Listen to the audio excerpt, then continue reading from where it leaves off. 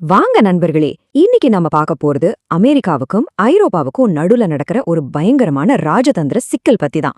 இதுல கிரீன்லாந்து எப்படி ஒரு முக்கியமான புள்ளியாச்சு, ஒரு சின்ன விஷயம் எப்படி ஒரு பெரிய நெருக்கடிக்கு வழிவகுதுன்னா நாம இப்ப விரிவா பார்க்கலாம். சரி, இந்த கதையை ஆரம்பிக்கிறதுக்கு ஒரு இந்திய இனிப்பு கடையோட பிரபலமான வாசகம் ரொம்ப பொருத்தமா இருக்கும். இது கூட்டணிகள் எப்படி மாறுது, நாம செய்யற விஷயங்கள் எப்படி நமக்கே திரும்பி வருதுங்கிறதுக்கு ஒரு சரியான தொடக்கம். இந்த பிரச்சனைய முழுசா புரிஞ்சுக்க அதிபர் ட்ரம்ப் வரிகளை எப்படி ஒரு முக்கியமான அரசியல் ஆயுதமா பயன்படுத்தினாருன்னு நாம முதல்ல பார்க்கணும். அதாவது இந்த வரி ஆயுதத்தை அமெரிக்கா மத்த நாடுகள் மேல குறி வச்சப்போ ஐரோப்பிய நாடுகள் என்ன பண்ணாங்க தெரியுமா? ஒரு மாதிரி கைத்தட்டி வேடிக்கை பார்த்தாங்க. சில சமயம் இந்த நடவடிக்கைகளை ஆதரிச்சாங்க, இல்லைன்னா எதுவுமே பேசாம சும்மா இருந்துட்டாங்க. சரி, இப்போ இந்த மோதலுக்கு காரணமான அந்த முக்கிய விஷயத்துக்கு வருவோம். அதுதான் கிரீன்லாண்ட அமெரிக்காவோட இணைக்கணும்னு அதிபர் ட்ரம்புக்கு ரொம்ப நாளா இருந்த ஒரு ஆசை. இது ஒன்னும் நேத்தின்னைக்கு வந்த யோசனை இல்ல. கிட்டத்தட்ட ஒரு நூற்றாண்டுக்கு மேல அமெரிக்காவுக்கு கிரீன்லாந்து மேல ஒரு கண் இருந்துட்டே தான் இருக்கு. ஆனா சமீபத்துல நடந்த சில விஷயங்கள் இவ்ளோ நாள் அமைதியா இருந்த இந்த பிரச்சனைய பெருசா கொதிக்க வச்சிடுச்சு. இப்ப நடக்கிற இந்த பெரிய நெருக்கடிக்கு தொடக்க புள்ளி எது தெரியுமா? ஒரு சின்ன சோஷியல் மீடியா போஸ்ட் தான். ட்ரம்ப் நிர்வாகம் இந்த விஷயத்துல ரொம்ப சீரியஸா இருக்குன்னு இந்த ஒரு போஸ்ட் மொத்த உலகத்துக்கும் சொல்லுச்சு. இதுதான் கிரீன்லாண்டோட மொத்த மக்கள் தொகை. ஆமா, வெறும் 57,000 பேர் தான். ஆனா அமெரிக்காவோட இந்த ஆர்வத்துக்கு அவங்க கொடுத்த பதில் ரொம்ப தெளிவாவும் சக்தி வாய்ந்ததாவும் இருந்துச்சு. சொல்லப்போனா அங்க பெரிய போராட்டமே வெடிச்சுது. அவங்களோட செய்தி ரொம்ப சிம்பிள். கிரீன்லாந்து விற்பனைக்கு அல்ல. அங்க இருக்கிற மக்கள்ல ஒரு கணிசமான பகுதி தெருவுல இறங்கி போராட ஆரம்பிச்சிட்டாங்க. இப்போதான் கதையில ஒரு செம்ம ட்விஸ்ட் வருது. ஏன் பூனை எனக்கே மியாவ் சொல்கிறதான்னு கேக்குற மாதிரி ஐரோப்பா செஞ்ச விஷயங்களே இப்ப அவங்களுக்கு எதிரா திரும்புது.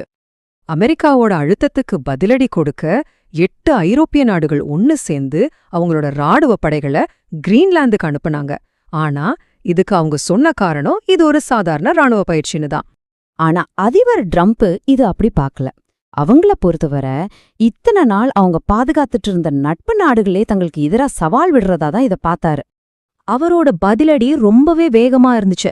பிப்ரவரி 1ஆம் தேதியிலிருந்து அந்த 8 நாடுகள் மேலையும் 10% வரி விதிக்கப்படும்னு மிரட்டல் விடுத்தார்.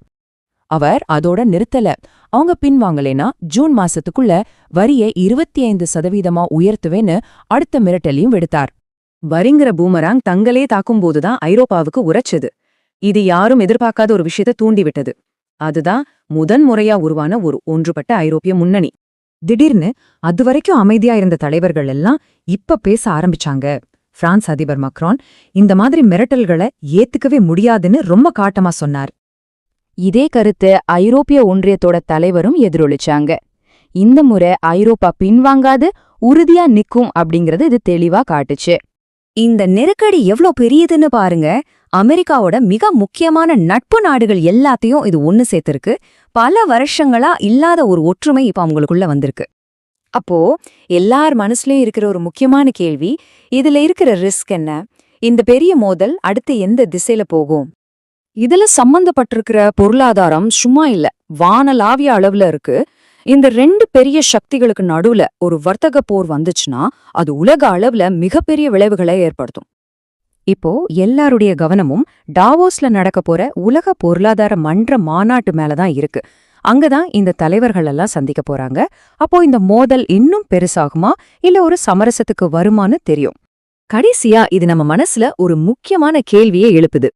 உலகின் மிக சக்தி வாய்ந்த கூட்டணிகளுக்கு இடையிலான உறவுல ஒரு நிரந்தரமான மாற்றத்தை நாம இப்ப பாத்துட்டு இருக்கோமா? நீங்க என்ன நினைக்கிறீங்க?